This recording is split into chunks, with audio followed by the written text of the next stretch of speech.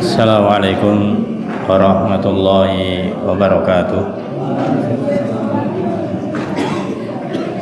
Innal hamdalillah nahmaduhu wa nasta'inuhu wa nastaghfiruh wa na'udzu billahi min shururi anfusina wa min sayyiati a'malina. May yahdihillahu fala mudilla lahu wa may yudlil fala hadiya lahu. Asyhadu an la ilaha illallah wahdahu la syarika lah wa asyhadu anna Muhammadan abduhu wa rasuluh. Qala Allah Ta'ala fi kitabihil karim, ya ayyuhalladzina amanu taqullaha haqqa tuqatih wa la tamutunna illa wa antum muslimun. Amma ba'du, fa inna asdaqal hadits kitabullah wa khairal hadi hadi Muhammadin sallallahu alaihi wasallam wa syarrul umuri muhdatsatuha wa kullu muhdatsatin bid'ah wa kullu bid'atin dhalalah wa kullu dhalalatin finnar. Allahumma shalli ala Muhammad wa ala alihi wa ashabihi wa man tabi'ahum bi ihsanin ila yaumiddin. Ayyuhal ikhwah azani wa jazakumullah, alhamdulillah. Puji syukur kita panjatkan kehadirat Allah Subhanahu wa taala atas nikmat yang Allah berikan kepada kita, sehingga di kesempatan siang ini kita masih dimudahkan Allah taala untuk bisa melanjutkan kembali kajian rutin kita yang dimana harinya berpindah. Ana sekarang di hari Rabu, Ustaz Abdurrahman di hari Senin. InsyaAllah kita akan menyampaikan bagian akhir dari bab tentang al-ikhlas. Sebagaimana materi yang sebelumnya, bahwasanya kita membahas tentang bagaimanakah cara atau upaya usaha kita untuk bisa ikhlas karena Allah Subhanahu wa ta'ala. Bagian yang akhir, seseorang yang dia itu bisa mewujudkan namanya keikhlasan, maka janganlah dia itu berharap untuk dicintai orang. Jangan berharap untuk dicintai oleh orang, karena yang terjadi, karena efeknya, siapa yang dia menginginkan disenangi, disukai, dicintai orang, dia justru nanti akan dibenci oleh orang. Itu adalah efek ketika seseorang tidak bisa berbuat ikhlas, maka yang dicari adalah manusia, pujian manusia, ya, sanjungan manusia. Maka ketika manusia mungkin suatu saat dia memuji, menyanjung, itu mungkin manusia yang lain mendapatkan manfaat darinya. Tapi dikala manusia yang lain kemudian tidak mendapatkan sesuatu yang sebelumnya didapatkan, dia akan pergi. Sehingga tidak memberikan rasa suka cintanya kepada orang yang tadinya dia cintai. Nah, inilah salah satu poin yang dimana ketika kita melakukan yang namanya amalan, maka tugas kita itu betul-betul tujuan kita bukan manusia, bukan mencari simpati, bukan mencari empati, bukan mencari dan lain-lain, tapi adalah Allah Subhanahu wa ta'ala. Oleh karena itu di dalam salah satu hadis Rasulullah SAW kita sering mendengarkan bahwasanya man sam'a sama Allah, man yurai Allah. Barang siapa yang dia itu memperdengarkan amalannya, dia melakukan suatu amalan, kemudian dia berharap dibicarakan orang sehingga dia mendengar. Ya. Kemudian yang kedua, dia mengamalkan dan ingin dilihat orang. Satunya sum'ah, satunya riya. Maka dua ini adalah penyakit bagi manusia ketika dia melakukan amalan setelahnya. Dan ini adalah merupakan senjatanya syaitan dikala orang itu mungkin ada kesuksesan melakukan sesuatu sebelum beramal, dia bisa ikhlas. Atau ketika melakukan amalan itu bisa ikhlas, tapi setelahnya belum tentu. Maka setan akan selalu mengejar manusia baik dari sebelum amal, ketika beramal, ataupun setelah beramal.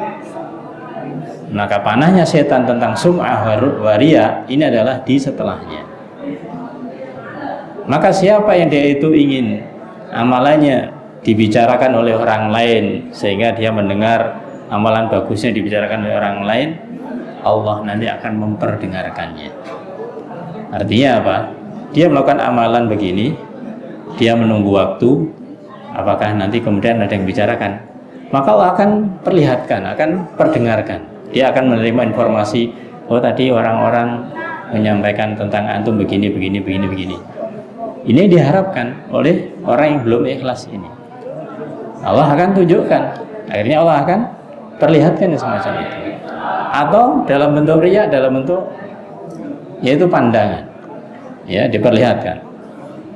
Oleh karena itu ya ikhwah azani wa azakullah, maka keduanya adalah merupakan hal yang tidak mudah untuk bisa dihilangkan. Bisa jadi seseorang dia itu selamat di awal, akan tetapi dia itu tidak selamat di akhir di dalam masalah keikhlasan.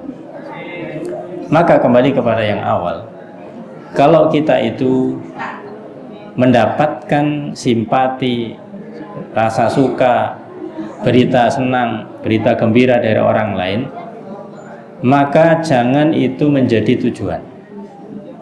Tapi kalau itu muncul, kalau itu misalkan kita dapatkan tanpa kita mengharapkan, itulah yang namanya balasan dari Allah Subhanahu wa Ta'ala.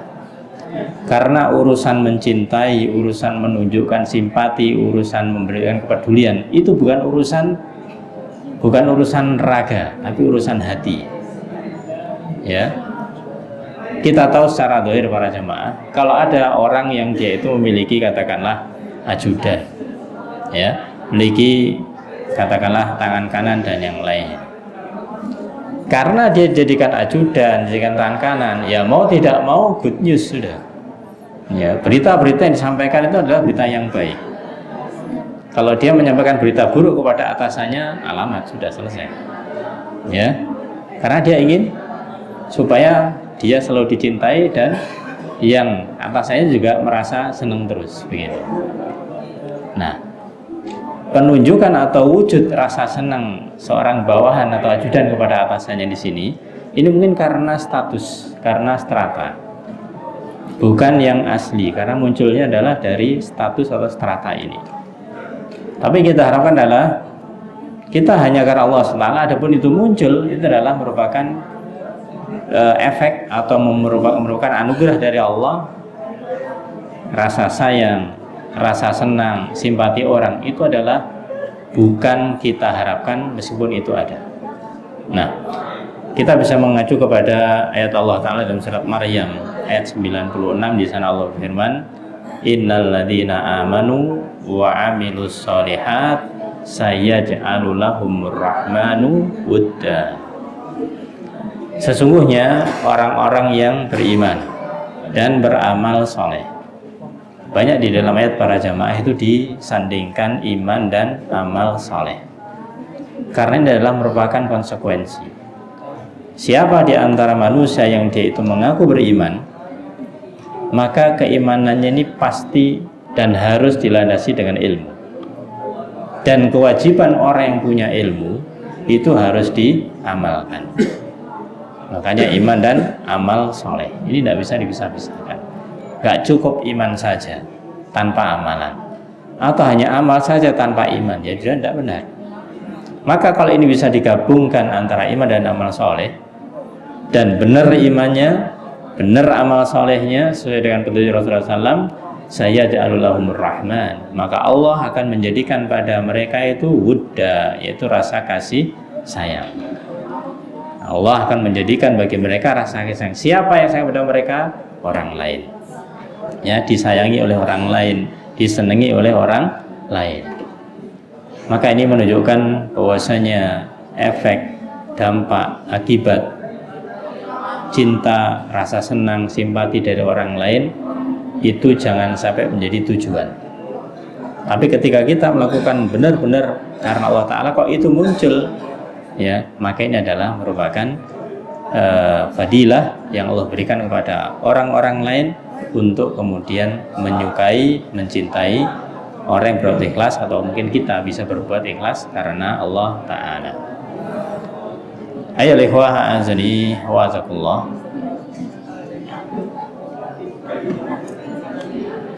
Ada di dalam sebuah riwayat dikatakan dari Bukhari dan Muslim bahwasanya Allah Subhanahu wa Ta'ala ketika mencintai seseorang, Allah kemudian menyeru kepada malaikat yang mulia, yaitu malaikat Jibril. Maka Allah berfirman, wahai Jibril, sesungguhnya aku mencintai fulan, aku mencintai fulan, maka cintailah dia. Karena Allah cinta kepada fulan, Allah menyuruh malaikat Jibril mencintai ia. Maka malaikat Jibril mencintai fulan yang disebutkan oleh Allah Subhanahu wa Ta'ala. Selanjutnya malaikat Jibril juga menyampaikan kepada penduduk langit, pada malaikat-malaikat yang lainnya, agar mencintai si fulan, sehingga penduduk langit pun juga mencintai si fulan ini. Maka kemudian ditanamkanlah kecintaan padanya ini di bumi. Setelah di langit, maka ditanamkan kecintaan di bumi ini. Ketika ditanamkan di bumi ini, maka kemudian dikatakan dalam dia, dan sesungguhnya Allah sebaliknya itu membenci seorang hamba, maka juga Allah memberitahu kepada malaikat Jibril bahwasanya Allah berfirman, wahai Jibril, aku benci kepada si fulan. Maka kemudian malaikat Jibril membenci dan disampaikan kepada penduduk langit juga, dan kemudian sampailah ke bumi juga, sehingga penduduk langit akan membenci orang yang dibenci Allah Ta'ala yang ada di bumi ini. Nah, ini menunjukkan bahwasanya cinta yang muncul itu ketika benar itu bukan dari manusia, ya, tapi adalah dari atas, dari Allah Subhanahu wa Ta'ala, yang diberitahukan kepada malaikat Jibril. Malaikat Jibril menyampaikan kepada penduduk langit dan sampailah ke bumi ini, sehingga manusia yang mencintai itu mereka yang menerima, yaitu anugerah terkait dengan cinta ini. Hasan Al-Basri rahimahullah ta'ala menyebutkan sebuah kisah. Itu ada seseorang laki-laki yang berkata, demi Allah, aku akan beribadah agar aku disebut karenanya. Jadi dia beribadah itu tadi supaya dia itu disebut orang lain, apakah sum'ah atau karya. Apa yang dilakukan oleh seorang ini, maka tidaklah ia dilihat kecuali ia sedang sholat, karena pengen dipuji orang, disenangi orang selalu melihat dia dalam kondisi baik, sedang sholat. Ya, ketika pertama itu dia sedang sholat. Ketika di masjid datang duluan, pulangnya paling belakang. Ya, begitu berjalan sekian waktu, ternyata ketika dia itu berjalan di sekitar masyarakat dan sekitar kampungnya, bukanlah pujian yang diberikan kepadanya, tapi justru celaan. Ini orang ini riya. Ya, orangnya adalah riya. Datang ke masjid paling awal, pulangnya paling akhir. Padahal amalannya bagus, amalannya benar. Karena dia niat awalnya tadi ingin dapat pujian, akhirnya dapat kebencian ini. Nah, ketika seorang ini kemudian menyadari bahwasanya niatnya salah, tidak ikhlas kepada Allah Ta'ala, maka kemudian dia berazam, dia berniat apa yang akan dilakukan karena Allah Ta'ala. Ya, niat yang awal melakukan adalah karena Allah Ta'ala. Apa yang dilakukan sama, yang dilakukan tidak beda. Dia itu dilihat orang sedang sholat, dia ketika ke masjid datang awal, pulang akhir. Tapi karena dia sudah merubah niatnya ikhlas karena Allah Ta'ala, maka orang-orang yang dilewatinya maka kemudian menyanjung atau memuji meskipun dia tidak mengharapkan. Nah, inilah ya ikhwah, a'azani wa azakullah. Bagaimanakah yang namanya keikhlasan ini bisa menumbuhkan namanya rasa kasih sayang, rasa cinta. Sehingga kalau kita itu saling mencintai satu dengan yang lain dengan keikhlasan, insya Allah tidak ada masalah. Ketika orang atau teman kita itu ada kesalahan, pandangan kita bukan pandangan kebencian, tapi adalah pandangan yang itu apa yang jadi problem teman kita, orang lain itu, untuk kita bisa membantunya. Bukan pandangan-pandangan kebencian. Kalau keikhlasan itu muncul. Tapi dikala keikhlasan ini tidak ada, meskipun sahabat karib, ya, sahabat sangat dekat, begitu ada masalah, ada orang ketiga bahasanya yang fitnah, sudah buyar itu. Tidak lama akan buyar karena tidak dinasi dengan keikhlasan. Maka dari itu ya ikhwah, a'azani wa azakullah, marilah kita ini berusaha untuk menumbuhkan, yaitu saling mencintai sesama kaum muslimin, yaitu lillah, karena Allah Ta'ala. Ya, makanya kita diajarkan kalau kita ketemu saudara kita mengatakan uhibbuka fillah, aku cinta kepadamu karena Allah Subhanahu wa Ta'ala. Maka kalau kita mencintai karena Allah Ta'ala, berarti apa yang kita cintai adalah amalan-amalan perbuatannya, amalan-amalan yang dilakukannya. Ketika dia melakukan perbuatan amalan yang baik, itu yang kita cintai. Kalau dia sedang melakukan perbuatan tidak baik, karena kita cinta karena Allah, kita juga tidak senang, kita juga tidak rela, ya kita juga kasihan kalau dia seperti itu terus. Maka kita berusaha untuk menasihati, untuk memberikan pengertian dan yang lain. Cinta karena Allah Ta'ala demikian. Nah, disinilah yang harus kita tumbuhkan para jamaah, yaitu di hati kita, bagaimanakah menumbuhkan yang namanya keikhlasan agar terwujud yang namanya al-hubbu fillah, yaitu cinta karena Allah Subhanahu wa Ta'ala. Tapi kalau ini masih jauh, ya, ini masih jauh, maka cinta yang muncul adalah cinta yang semu, cinta yang sementara. Ketika keikhlasan ini belum terpatri, belum bisa kita wujudkan. Cintanya hanya cinta sesaat, pas cocok, pas ada suatu katakanlah pekerjaan yang saling menguntungkan, jalan. Tapi begitu ketika ada masalah, buyar. Ya, karena memang urusannya bukan urusan masalah keikhlasan, tapi urusannya adalah urusan pekerjaan. Nah, ini tugas kita para jamaah bersama, bagaimanakah kita yang sedang berada satu tim yang ada di pesantren ini menumbuhkan keikhlasan masing-masing, khususnya di dalam masalah amal kita, pekerjaan kita, keseharian kita.